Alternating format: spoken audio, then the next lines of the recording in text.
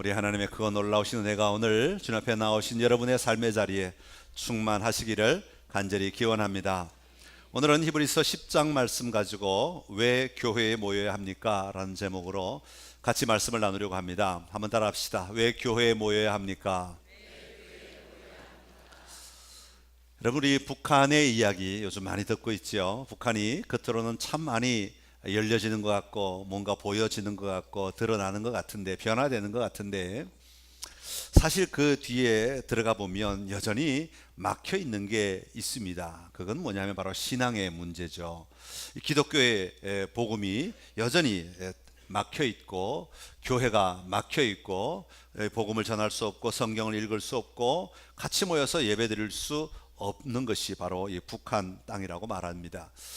평양에도 교회가 있다고 하지 않습니까? 네, 교회는 있지만 그것이 일반적인 교회가 아니라 특수한 교회로 교회가 몇 개 존재합니다만은, 그러나 그것은 보여주기 위한 것이라는 의견이 더 많고, 실제로 일반 삶의 자리에 예수를 믿는다는 건 참 어렵고 여전히 힘들다 하는 것이 알려져 있는 내용입니다.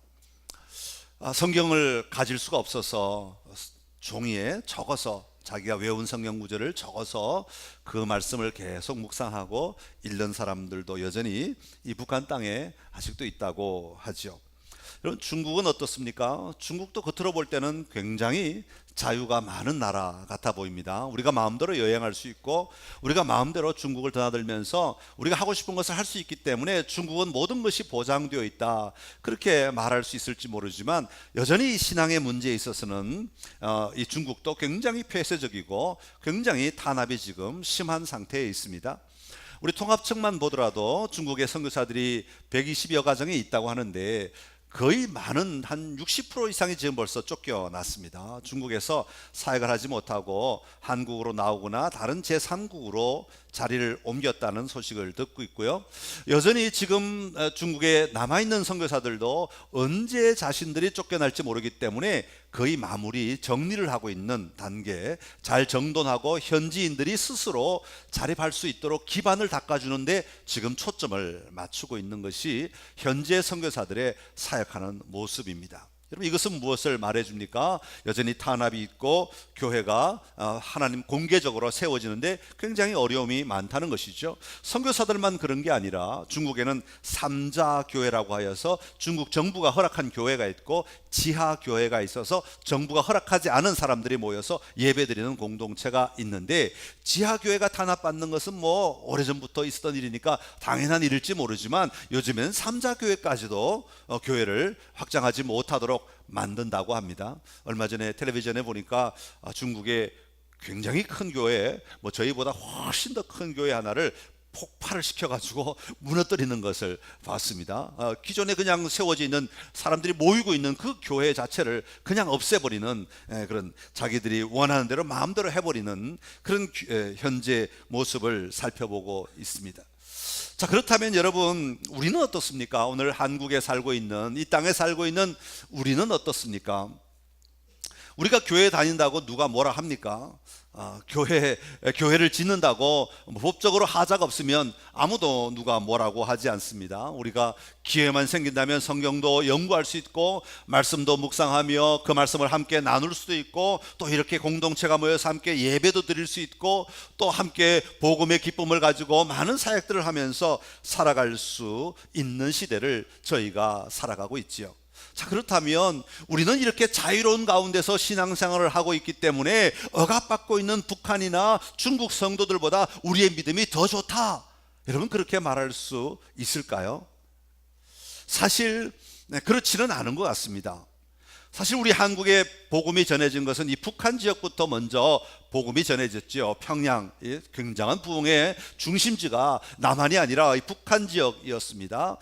그런데 그 북한에서 내려오신 분들 이렇게 보면, 북한에서 예수님을 믿고 복음을 받아들이고 내려오신 분들 보면, 그 신앙이 얼마나 단단한지, 그 신앙의 근원이 얼마나 흔들림이 없으신지 아주 철저하게 하나님을 믿고 세워져 가는 것을 볼 수가 있습니다. 그런데 우리는 조금의 유혹만 와도 우리는 쉽게 무너져 버리고 말죠. 흔들려 버리고 맙니다. 넘어지고 맙니다. 억압받고 있고 마음대로 하나님을 믿을 수 없는 삶을 살아가는 사람들의 신앙이 오히려 더 강하다 하는 것을 발견하게 됩니다. 왜 그럴까요? 왜 그런 현상들이 일어날까요? 여러분, 저는 그 해답을 오늘 본문의 말씀에서 찾아보고 싶습니다. 오늘 본문 19절에 보면 그러므로 형제들아 그렇게 말하면서 22절까지가 한 단락이라고 볼 수 있는데 22절 마지막에 이렇게 표현합니다. 참마음과 온전한 믿음으로 하나님께 나아가자. 여러분, 믿음에 억압이 있고 믿음에 탄압이 있고 고통이 있는 사람들의 마음 가운데는 오직 한 가지밖에 없습니다. 이 믿음으로 이걸 이겨내야 한다.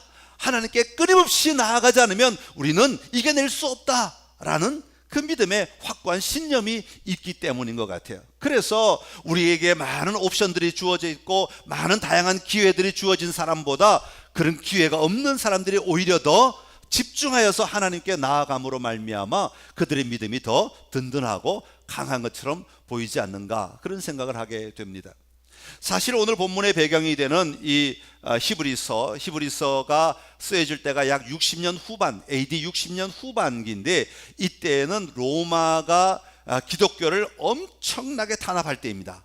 다시 말하면 네로 황제가 기독교인들을 그냥 사자굴에 던져놓고 원형 경기장에 던져놓고 불태우고 이러면서 엄청나게 죽이던 시절에 쓰여진 책이 바로 이 히브리서입니다. 더 나아가서 이 히브리서는 유대인이었다가 기독교인, 다시 말하면 유대인이었다가 예수님을 믿음으로 말미암아 그리스도인 된 사람들을 위하여 이 책을 쓰게 되었는데, 당시에 옛날같이 유대인이었던 사람들이 뭐라고 말하는 거니까, 야, 너희는 율법도 안 지키면서 하나님 나라 갈 수 있다고 생각하냐? 너는 율법도 안 지키면서 하나님의 백성이라고 생각하냐? 하면서 자기들이 가지고 있는 여러 가지 틀들을 대놓고 막 이렇게 너희들이 가짜다, 너희들 믿음이 없다, 이런 유혹들을 막 하는 거죠. 그러니까 밖으로 탄압과 억압, 내면적으로 내부적으로 옛날에 알던 유대인들로 말미암아 손가락질 받고 또 인정받지 못하는 그런 삶의 자리에 있는 유대인들을 향하여 이 히브리 기자가 이 히브리서를 써서 소개하고 있는 겁니다. 뭐라고 말합니까? 그러므로 형제들아 하나님께 나아가자. 그러므로 형제들아 하나님께 나아가자. 그렇게 이야기하고 있는 것이죠. 왜냐하면 하나님께 우리가 온전히 집중하지 못하면 우리의 환경에 의해서 우리가 넘어질 수밖에 없고 쓰러질 수밖에 없으니 이것을 이길 힘은 오직 우리가 하나님을 바라보고 하나님께 나아갈 때라야 우리가 비로소 이길 수 있다. 그렇게 말하고 있는 겁니다. 오늘 본문 19절에 보면 그러므로 그렇게 시작합니다. 여러분, 그러므로 라고 하는 단어는 이 말 앞에 나와 있는 수많은 이유들로 말미암아 너희가 하나님께 나아갈 수 있다 하는 것을 설명하고 있는데, 이 10장까지 쭉 설명한 이 이유들을 요약한 것이 19절, 20절, 21절, 22절에 나와 있는 말씀입니다. 우리가 어떻게 하나님께 나아갈 수 있느냐? 우리가 하나님께 담대하게 나아갈 수 있는 근거는 뭐냐? 그것은 바로 예수 그리스도의 피로 말미암아 우리에게 하나님을 향한 길이 열려졌기 때문이다. 그렇게 얘기하고 있는 겁니다. 여러분, 구약의 제사는 10장 3절에 보면, 우리 10장 3절 성경을 보시고 한번 읽어볼까요? 10장 3절 시작. 그러나 이 제사들에는 해마다 죄를 기억하게 하는 것이 있나니. 아멘. 여러분, 구약시대에 유대인들이 제사를 드리지만 그 제사는 황소와 염소의 피가 능히 그 죄를 없애지는 못한다. 제사를 드리지만 여전히 죄는 남아있다라는 것을 이야기합니다. 그러면서 오늘 19절에 예수의 피가 우리로 하여금 성소에 들어갈 담력을 얻게 하였다. 다시 말하면 황소의 피나 염소의 피는 우리로 하여금 우리의 죄를 깨끗이 하지 못함으로 말미암아 하나님 앞에 더 가까이 날마다 나아갈 수 있도록 만들지 못하지만, 그러나 예수 그리스도의 보혈은 우리로 하여금 마음껏 하나님 앞으로 나아갈 수 있는 길을 열어 놓았다. 그렇게 말하고 있는 것이죠.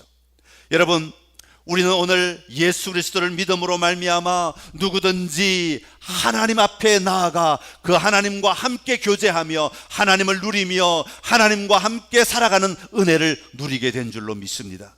이것은 황소나 염소의 피가 아니라, 다시 말하면 구약의 제사로 말미암은 것이 아니라, 단회적인 우리의 행동이나 율법으로 말미암은 것이 아니라 예수 그리스도께서 은혜로 우리에게 베풀어 주신 놀라운 선물 때문, 예수 그리스도의 십자가의 권세로 말미암아 우리로 하여금 하나님 앞에 나아갈 수 있는 길이 열려졌다고 말하고 있는 것이죠.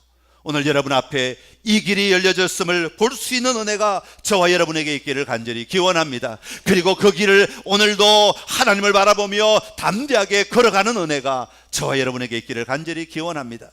또 하나 말하고 있는 것은 우리 앞에 막혀져 있던 휘장이 열려졌다, 그렇게 말하고 있습니다. 그 열려진 휘장 사이로 우리가 들어가 하나님 앞에 나아갈 수 있다고 말합니다. 여러분, 구약시대 성막은 성소와 지성소가 있고 그 사이에는 휘장이 가리워져 있었습니다. 아무도 그 휘장 너머로 갈 수가 없습니다. 그 휘장 너머에 계시는 하나님을 만날 수 있는 사람은 대제사장이 1년에 1차 한 번밖에 나아갈 수 없었습니다. 아무도 그 앞에 나아갈 수 없었고, 나아가면 다 죽을 수밖에 없었습니다. 그러나 대제사장이신 예수 그리스도께서 이 땅에 오셔서 십자가에 달려 돌아가실 때 성전의 휘장이 갈라졌습니다. 더 이상 우리를 막고 있던 휘장이 우리를 막지 아니하고 열려지게 되었다 말씀하고 있는 것이죠. 예수 그리스도께서 나의 죄를 대신하여 십자가 지시고 대속의 죽음을 감당하심으로, 나의 죄를 용서해 주심으로 말미암아, 나의 죄값을 치러 주심으로 말미암아 우리를 막고 있던 그 휘장이 열려지게 되므로 우리가 하나님 앞에 마음껏 나아갈 수 있게 되었다, 그렇게 설명하는 것이죠. 그러면서 이렇게 말하는 겁니다. 그러므로 형제들아, 참마음과 온전한 믿음으로 하나님께 나아가자. 여러분, 오늘 저와 여러분 모두가 이 믿음으로 하나님께 날마다 나아가는 은혜가 우리 안에 넘쳐나게 되시기를 간절히 기원합니다.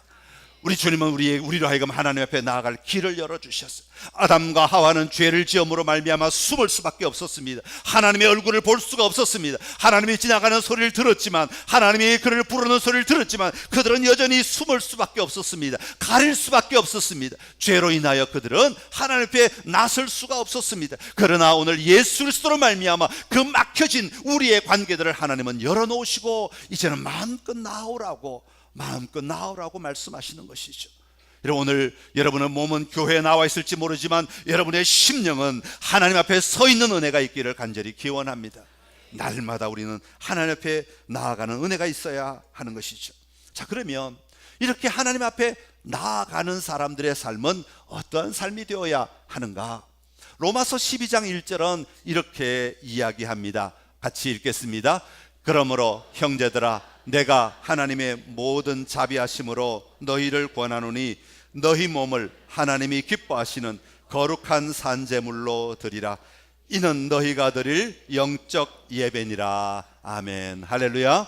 로마서 12장도 똑같이 시작합니다. 그러므로 형제들아. 자, 이 말은 그러므로라는 말이 나오면 그 앞에는 다 이유가 나온다는 거예요. 1장부터 11장까지는 너희가 예수 그리스도로 말미암아 구원을 받았다. 그러므로 형제들아, 너희는 이렇게 살아라. 어떻게? 너희 자신을 거룩한 산제물로 드리고 살아라. 이것이 너희가 드릴 영적 예배다, 그렇게 말합니다. 다시 말하면 산제물로 살아가는 것, 너희 자신을 하나님 앞에 드리며 헌신하며 살아가는 것, 이것이 곧 예배의 삶이다, 그렇게 말하고 있는 것이죠. 여러분, 우리가 어떻게 우리의 삶을 산제물로 드리며 살아갈 수 있겠습니까? 우리는 더 이상 죄인이 아니라 우리는 이제 의인이 되었음을 믿고 고백하며 살아가는 그 삶이 바로 산제물로 드리며 사는 삶이 되는 것입니다.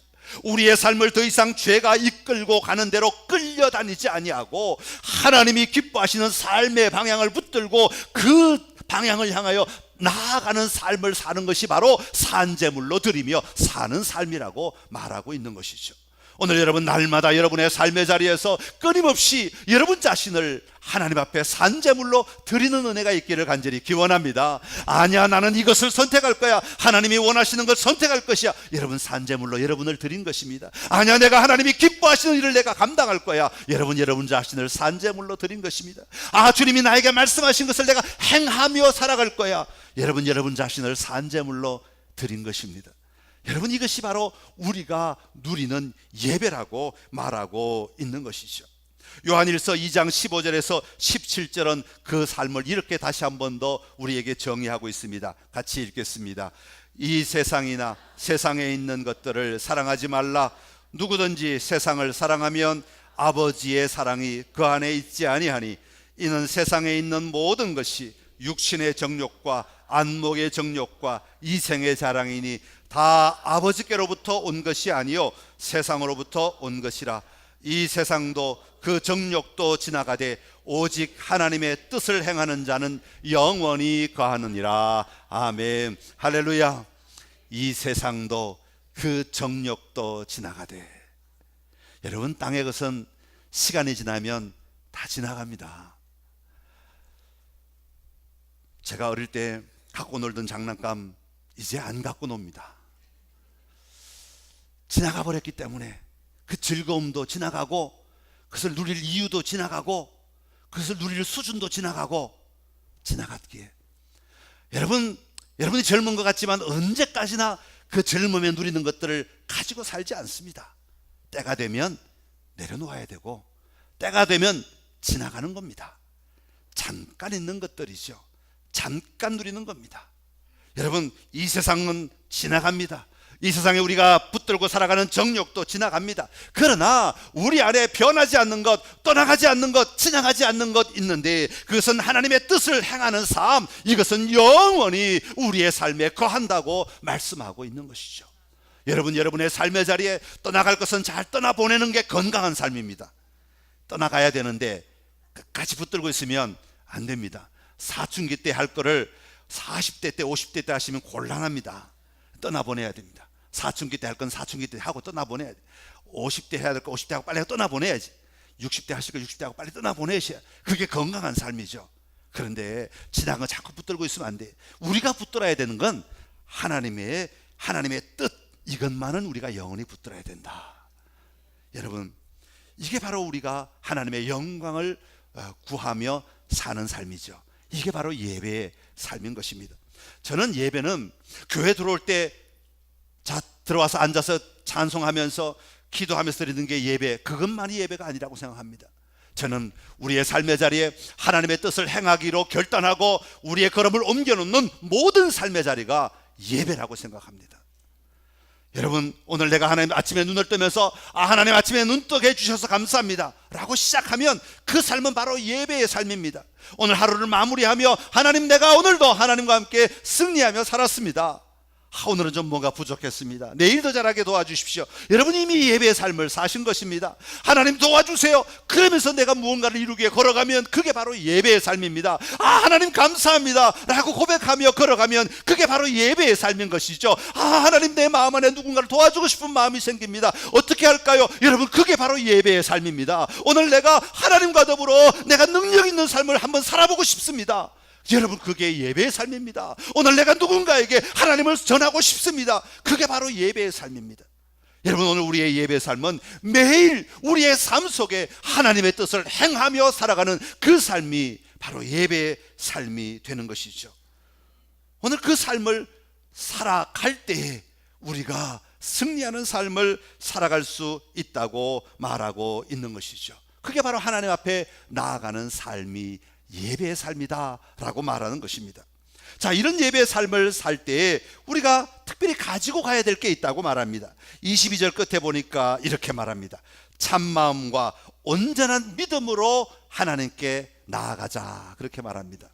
한번 따라 합시다. 참마음과 온전한 믿음으로 하나님께 나아가자.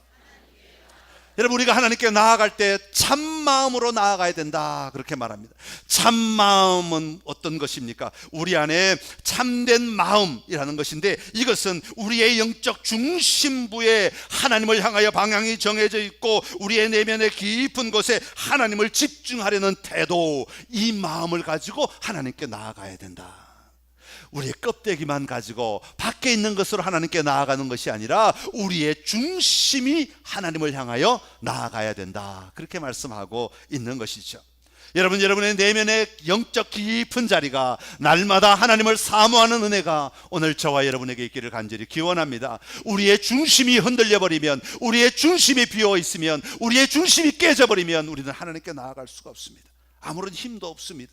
그런데 우리의 중심이 비록 밖으로는 피곤하기도 하고, 밖으로는 어려움을 당하기도 하고, 밖으로는 눈물 흘려야 할 일도 있고, 밖으로는 육체적인 곤란한 점들도 많이 있지만, 우리의 중심이, 우리의 참마음이 하나님을 향하여 온전히 바라보고 있을 때 우리는 하나님의 도움을 얻을 수 있고 하나님의 능력으로 살아갈 수 있게 되는 것이죠.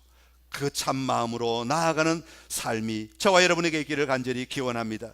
그리고 또 뭐라고 말합니까? 온전한 믿음으로 하나님께 나아가자. 온전한 믿음은 확신 있는 믿음을 이야기합니다. 주저하거나 흔들림 있는 믿음이 아니라 하나님을 향하여 든든히 서 있는 믿음, 절대로 변하지 않는 믿음, 우리가 어떤 핍박이 와도 어떤 박해가 와도 흔들리지 않는 믿음, 이것이 바로 온전한 믿음이죠. 여러분, 히브리 아까 말씀드렸죠. 당시 이 글이 쓰여졌을 당시에는 로마에 엄청난 박해가 있었습니다. 예수를 믿는다, 그리스도인이다, 그 말 한마디만 하면 예수가 주님이십니다, 이 말 한마디만 하면 사자의 밥이 될 수밖에 없었습니다. 목숨이 달린 문제입니다. 목숨이 걸려있는 문제입니다. 그럼에도 불구하고 나는 하나님을 절대로 포기할 수 없어, 나는 예수 그리스도를 절대로 포기할 수 없어, 그 믿음으로 이 삶을 살아냈던 것이 바로 그 당시의 그리스도인인 것이죠. 여러분, 그 믿음이 우리를 하여금 하나님께 나아가게 만든다고 말씀하고 있습니다. 오늘 저와 여러분의 삶의 자리에 이 흔들리지 않는 믿음으로 말미암아, 이 온전한 믿음으로 날마다 살아가심으로 세상의 어떤 환경이 우리를 엄습한다 할지라도 두려워하지 아니하고 승리하며 살아가는 저와 여러분 될 수 있기를 간절히 기원합니다. 자, 그러면 이런 믿음을 가진 사람들, 이렇게 하나님 앞에 나아가는 사람들이 교회에 모여서 함께 해야 할 일이 있다, 그렇게 오늘 본문은 말씀하고 있습니다. 오늘 우리가 함께 모여서, 이 공동체가 함께 모여서 해야 할 일들이 있는데, 그게 뭐냐면 바로 24절의 말씀입니다. 우리 24절을 같이 읽겠습니다. 시작. 서로 돌아보아 사랑과 선행을 격려하며. 자, 여기 보면 먼저 얘기하는 게 있습니다. 서로 돌아보아야 한다 하는 겁니다. 여러분, 교회 공동체로 우리가 모이는 이유는 서로 돌아보기 위함이다 하는 것이죠. 나 혼자만 쓱 왔다가 나 혼자만 쓱 돌아가면 되는 그런 공간이 아니라, 여기 이 교회 공동체는, 함께 모이는 교회 공동체는 서로 돌아보는 자리가 되어야 된다. 좀 다른 말로 표현하면 상호 격려하는 자리가 되어야 된다. 상호 관계 속에서 서로 격려하는 자리가 되어야 한다 라고 말하고 있는 거죠. 왜 상호 격려가 필요합니까? 우리는 그리스도의 몸을 세워야 하기 때문에 그렇습니다. 교회는 그리스도의 몸이고 우리는 각 지체이기 때문에 서로가 격려함으로 말미암아 이 그리스도의 몸이 온전히 세워지도록 해야 하기 때문입니다. 에베소서 4장 16절의 말씀입니다. 같이 읽습니다. 시작. 그에게서 온몸이 각 마디를 통하여 도움을 받음으로 연결되고 결합되어 각 지체의 분량대로 역사하여 그 몸을 자라게 하며 사랑 안에서 스스로 세우느니라. 아멘. 할렐루야. 우리가 믿음으로 자라날 수 있는 것은 하나님이 우리에게 직접 주시는 은혜도 있지만, 우리 주변에 있는 함께 믿음의 삶을 살아가는 우리의 성도들이 서로 격려하며 서로 인정하며 서로 세워가는 것을 통하여서 우리의 믿음이 자라나게 되고 우리의 삶이 성숙해지게 되는 것입니다. 그래서 사도 바울은 로마서에서도 이렇게 말합니다. 로마서 14장 19절의 말씀인데 같이 읽습니다. 그러므로 우리가 화평의 일과 서로 덕을 세우는 일을 힘쓰나니. 아멘. 여러분, 우리가 교회에서 화평의 일을 위해 힘써야 된다, 서로 덕을 세우는 일에 힘써야 된다, 그렇게 말하고 있는 겁니다. 교회에 와서 다른 사람의 잘하는 것들을 격려해주고 세워주고 그 사람을 높여주고 인정해줌으로 말미암아 그들이 하나님 안에서 회복되고 치유받고 자유함을 얻을 수 있도록 만들어가는 삶, 이것이 우리 교회 안에서 공동체가 해야 할 일임을 이야기하고 있는 것이죠. 그럴 때 그곳에 하나님의 영광이 드러나게 된다고 말하는 것입니다. 여러분, 우리 교회가 서로 만나서 서로 얼굴을 바라보며 서로 모일 때마다, 서로 함께 예배 드리는 자리에 나올 때마다 서로 격려하고 축복하는 은혜가 넘쳐나기를 간절히 기원합니다. 교회 갔더니 누군가 내 손을 잡고 한 주간 수고했어, 잘 이겨내셨어, 정말 믿음으로 잘 도전하셨어, 축복해요 라고 할 때 우리가 힘을 얻고 우리가 또 우리의 삶의 자리에 믿음으로 나아가는 삶을 살아갈 수 있을 때 그 공동체는 건강하고 아름다운 공동체가 되는 겁니다. 여러분, 그런 의미에서 우리 옆 사람 손을 지그시 잡아주시고 수고하셨어요, 잘하셨습니다.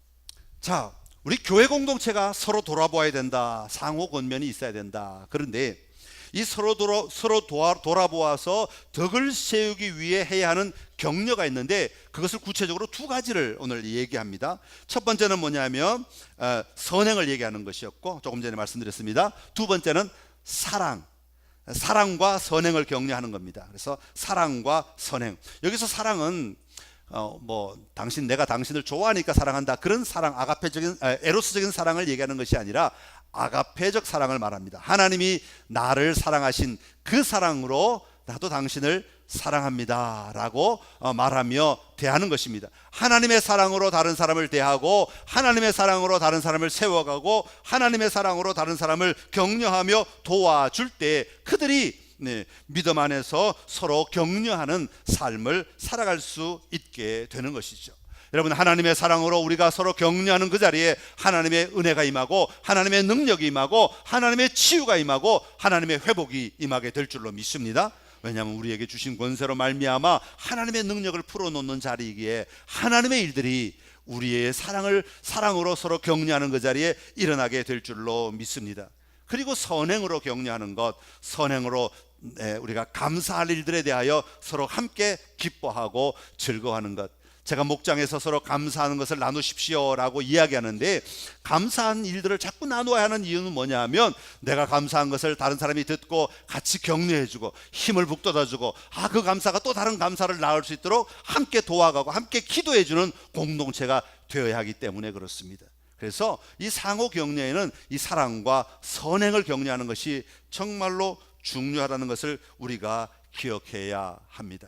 여러분, 우리 선창 공동체가 서로 모일 때마다 사랑과 선행을 격려하는 은혜가 넘쳐나는 공동체가 되기를 간절히 기원합니다. 저는 우리 교회를 바라보며 꿈꾸는 게 있습니다. 그것은 우리 교회가 예배를 시작하기 전이나 예배를 마치고 난 다음에나 성도들이 두세 명이 서로 서서 함께 손을 마주 잡고, 때로는 부둥켜 안고, 때로는 눈물을 흘리며, 때로는 너무 기뻐서 펄쩍펄쩍 춤을 추며 서로를 사랑하고 서로를 격려하며 서로를 위해 기도해 주는 그런 공동체가 되기를 소망하는 마음이 제 안에 가득합니다. 그런데 참 안타까운 건 우리 교회는 그렇게 할 공간이 그렇게 많지 않아요. 이 로비가 넓어서 우리 성도들이 예배 끝나고 다 내려가 있어도 좁지 않고 서로 이렇게 좀 서 있을 수 있는 공간이 있으면 참 좋겠는데, 그래서 우리가 밖에서밖에 할 수 없어요. 밖에 한번 나가면은 또 나가는 문이 또 이쪽 저쪽 세 갈래 네 갈래라, 한 사람은 저쪽으로 나가고 한 사람은 이쪽으로 나가니 보고 싶어도 이 견우와 직녀같이 서로 헤어져 있어서 어디 가서 찾아야 될지 못 찾아서 참 이게 안타까워요. 그래서 교회는 원래 한 문으로 들어오고 한 문으로 나가서 거기서 성도의 교제가 같이 이루어지는 공간이 되면 참 좋은데, 언젠가 또 그런 기회가 있겠죠. 그런 공간이 있겠지만 그런 공간이 되기 전이라 할지라도 예배 끝나고 바로 나가지 마시고, 뒤도 안 돌아보고 그냥 막 나가지 마시고, 옆에 앉은 사람들 격려 한번 해주시고, 앞뒤에 앉으신 분들 서로 축복해 주시고, 사랑한다고 힘내시라고, 참 아름답다고 참 귀하다고 서로 좀 격려하며 나가는 그런 공동체가 되기를 원하고요. 더 나아가서는 붙들고 내가 뭘 기도해 주면 좋을까, 무슨 기쁜 일이 있었고 무슨 어려운 일이 있었어 하고 잠깐이라도 그 자리에 서서 같이 기도해 줄 수 있는 공동체가 정말 저는 멋진 공동체라고 생각합니다.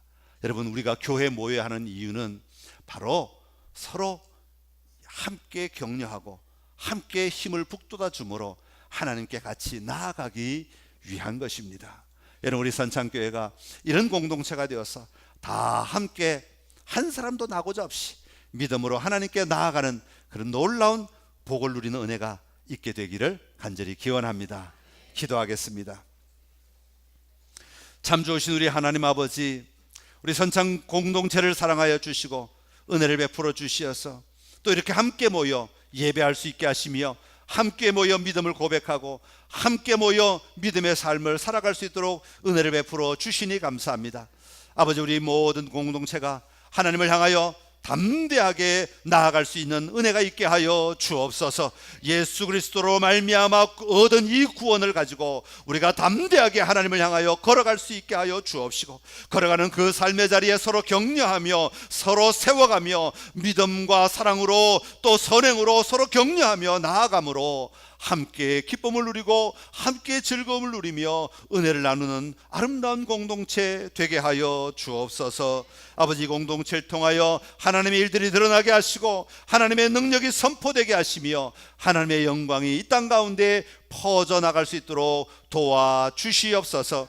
이 시간 간절히 바라기는 마음의 아픔이 있고 연약함이 있는 성도들을 위하여 기도합니다. 하나님, 이 시간 주의 성령이 이곳에 임하셔서 저들을 만져주시옵시고 저들을 위로하여 주옵시고 저들을 품어주시어서 담대하게 일어서는 하나님의 용사가 되게 하여 주옵소서. 흔들림 없이 하나님께 달려나갈 수 있는 믿음의 걸음들을 옮겨놓을 수 있도록 축복하여 주시옵소서. 마음의 중심을 지켜주시옵시고 삶의 자리들을 보듬어 주시옵소서. 예수님의 이름으로 기도드립니다. 아멘.